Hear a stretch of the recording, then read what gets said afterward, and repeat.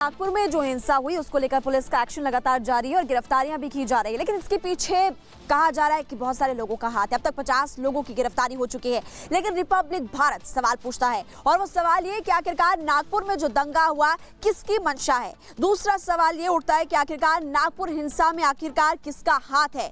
इसके पीछे लगातार जांच पड़ताल भी जारी, सीसीटीवी कैमरास को खंगाला जा रहा है।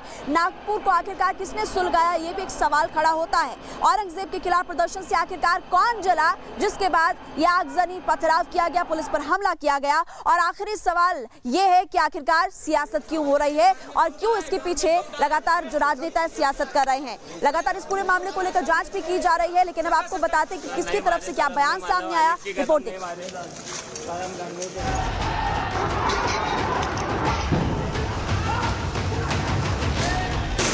नागपुर जलता रहा, लोग सहमे रहे,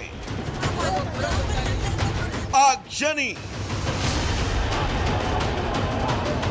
पत्थरबाजी से लोगों में डर का माहौल था। पुलिस हालात को संभालने में जुटी रही। महाराष्ट्र सरकार में इमरजेंसी बैठकों का दौर शुरू हुआ। लोगों से शांति की अपील की जाने लगी, लेकिन विपक्ष सियासत को उबाल देने में जुटा रहा। ऊपर से बयानबाजी ऐसी कि हिंसा पुलिस के संरक्षण में हुई। पुलिस तो मूक दर्शक होगी, पुलिस क्या देखेगी। पुलिस के संरक्षण में हो रहा। मुख्यमंत्री का गृह जनपद है, मुख्यमंत्री को देखना चाहिए क्या हो रहा है, ये क्या आगजनी हो रही है। नफरत के नाम पर कहां तक लेके जाओगे। नफरत के नाम के ऊपर अगर आग लगाओगे तो देश के अंदर अमन और शांति खराब होगी। नागपुर में जो स्थिति निर्माण हुई है, जिन लोगों ने भी वो स्थिति निर्माण की है, उनको कड़ी कार्रवाई होनी चाहिए। माननीय हमारे मुख्यमंत्री जी ने और हमने सबने पुलिस को कहा है कि किसी को ना छोड़े, किसी को ना बख्शे और जो भी इसमें होगा उसको ढूंढ के निकाले। विपक्ष के पास सियासत के हजारों मुद्दे हैं, लेकिन बीजेपी शासित राज्यों में मसला कोई भी हो, उस पर विपक्ष राजनीति की चाशनी खोलने लगता है। इतना ही नहीं, विपक्ष इस हिंसा में भी बीजेपी को कसूरवार ठहराने में जुटी है। बाहर के लोग आकर बस्ती का जो बंधुभाव है, जो दोनों समाज के लोग एक साथ रहते हैं, उनके बीच में तकरार पैदा करने की कोशिश उन्हें की।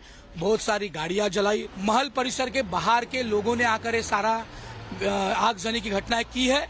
इनको कड़क शासन होना चाहिए जो बाहर से लोग आए। हम बोल रहे थे कि महाराष्ट्र में काफी दिनों से कुछ लोग चाहते हैं कि तनाव पैदा हो, चाहते हैं कि नफरत बढ़ के, चाहते हैं कि इस तरह का वायलेंस हो। नफरत की आग यहाँ तक बढ़ गई।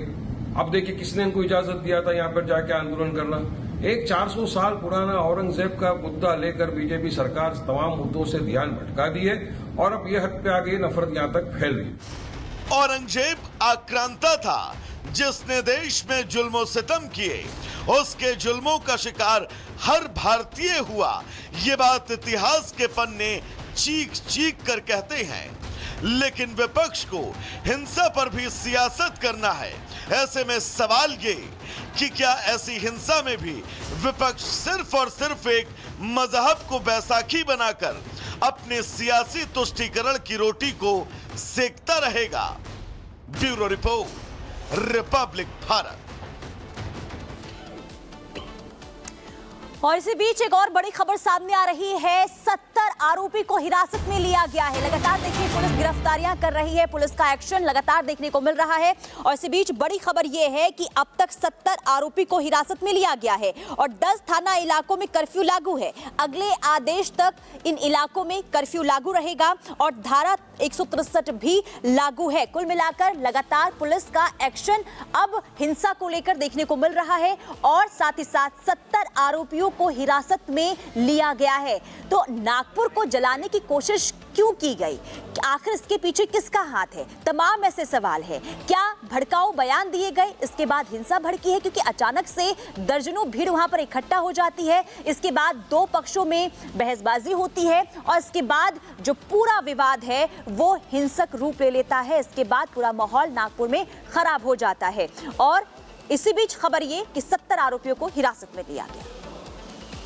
संजय सिंह जैसे पीआई जो नागरिकों की बात नहीं सुन सकते, बाकी सारे मार्केट 10 बजे, 10:30 बजे, 11 बजे बंद हो सकते, तो मोमिनपुरा का भी मार्केट बंद हो सकता, लेकिन तहसील पुलिस स्टेशन के साथ जो यहाँ के लोग कह रहे हैं कि उनके सारे लागे बांधे हैं, तो मैं सीपी साहब से आज अनुरोध करता हूँ कि वो खुद आके बैठे, इन सभी नागरिकों से बात करें और तुरंत इस पर कार्रवाई करें। यदि कार्रवाई नहीं होगी तो एक अगला कदम सारे हिंदुओं को भी उठाना पड़ेगा और वो मजबूर होंगे। बस इतना ही मैं आपके माध्यम से कल आपने आरोप लगाया था इसमें कुछ बाहर के लोग भी शामिल हो सकते हैं। बहुत सारे जगह पे बाहर के लोग यानी यदि ये मोमिनपुरा बस्ती से नज़दीक है तो उधर से भालधरपुरे से आ रहे, उधर हसनबाग से आ रहे, यहाँ के लोग वहाँ जा रहे। और मुझे ऐसा बताइए, इस रोड पर मुस्लिम बांधवों की भी गाड़ी लगती है हर रोज, पार्किंग यहाँ होता है, कल कोई पार्किंग नहीं था। इसका मतलब क्या है? इसलिए सारा प्लानिंग के साथ हुआ है ऐसा। आज इस वक्त हमारे साथ लाइव जुड़े हुए हैं जतिन, जरा ज्यादा जानकारी दीजिए। अब तक 70 लोगों की गिरफ्तारी हो चुकी है, 163 धारा लागू की गई है, किस तरह से पुलिस अलर्ट है और कैसे कार्रवाई की जा रही है जतिन? बिल्कुल, देखिए कर्फ्यू को इम्पोज किया गया है और कहीं ना कहीं ऐसे इलाके हैं 10 पुलिस स्टेशन जहां पर 144 जिसको 163 अब बोला जाता है वो इम्पोज किया गया। लेकिन ग्राउंड की क्या तस्वीर है? ग्राउंड की तस्वीर मैं आपको दिखाऊं, ये देखिए कल उपद्रवियों ने जिस तरीके से बवाल किया, जिस तरीके से गाड़ियां तोड़ी गई, उसका साफ तौर पर उदाहरण आप देखेंगे। जो गाड़ी सड़क के बीचों बीच खड़ी हुई है बिल्कुल फ्लाईओवर के नीचे, उसको पूरे तरीके से डैमेज किया गया। ना सिर्फ गाड़ियां तोड़ी गई बल्कि आगजनी की गई। ये जेसीबी मशीन देखिए आप, ये जेसीबी मशीन पूरी तरीके से जला दी गई है। आप आगे का हिस्सा देखेंगे तो इसको अब पुलिस से बैरिकेड करके साइड किया है। लेकिन ये जो काली राख आप देख रहे हैं, इस जेसीबी मशीन को पूरे तरीके से जलाया गया, गाड़ियों को तोड़ा गया, जो आसपास की तमाम दुकानें हैं उस पर पथराव किया गया। और ऐसी तस्वीर इस पूरी रोड पर है। आप नीचे देखिए, ये जो जितनी आप राख देख रहे हैं, ये जो आप पत्थर देख रहे हैं, ये देखिए ये वो पत्थर है जिनसे पथराव जो है वो साफ तौर पर किया गया। और यही तस्वीर आपको इस पूरे इलाके में देखने को मिलेगी। तकरीबन 1 से 1.5 किलोमीटर का ये पूरा स्ट्रेच है। इस पूरे स्ट्रेच पर आगजनी की गई, जो भी गाड़ियां सामने उन सबको तोड़ा गया। आप देखेंगे सुबह प्रशासन जब यहाँ पर पहुंचा तो इन्होंने पूरी सड़क को धुलवाया। ये पूरी सड़क जो है वो साफ की गई है। जितने भी पत्थर यहाँ पर थे उन सभी पत्थरों को हटाया गया।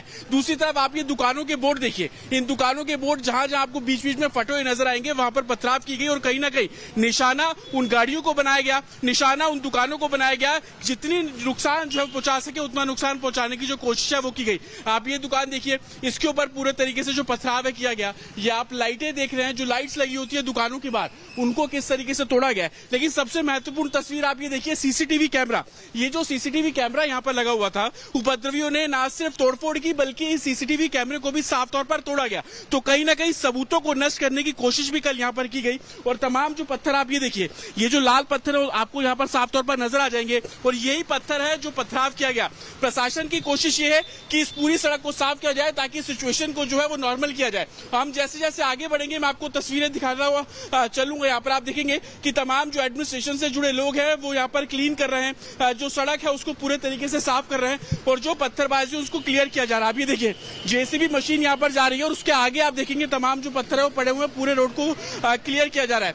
पूरा रोड आप लोग साफ कर रहे हैं? हाँ, सारे पत्थर हटा दिए गए? हटा दिए, अभी तो ज्यादा 10% बाकी है। बाकी 90% तो हमने पत्थर उत्तर सब हटा दिए गए। कितनी सड़क पे पत्थर था, कितना पटा हुआ था? कम से कम ये तो 4-5 ट्रक के हिसाब से उतनी सड़क पे पत्थर बिछाए गए थे। तो आप निगम की तरफ से? हाँ, निगम से तरफ। कितनी टीमें आप लोगों की काम कर रही हैं? हमारी कम से कम 150 से आसपास टीमें काम कर रही है। 150 के आसपास लोग कर्मचारी। हाँ, तो आप देखेंगे इन सबके हाथ में सामान है और जिस तरीके से वो बता रहे हैं कि किस तरीके से जो पूरी सड़क है वो पटी हुई थी। और आप अंदाजा इस बात से लगाइए, आप ये सड़क देखेंगे तो आपको पूरी काली नजर आ रही है। ये दरअसल जलाया गया पेट्रोल डाल के, केमिकल डाल के, और उसके सबूत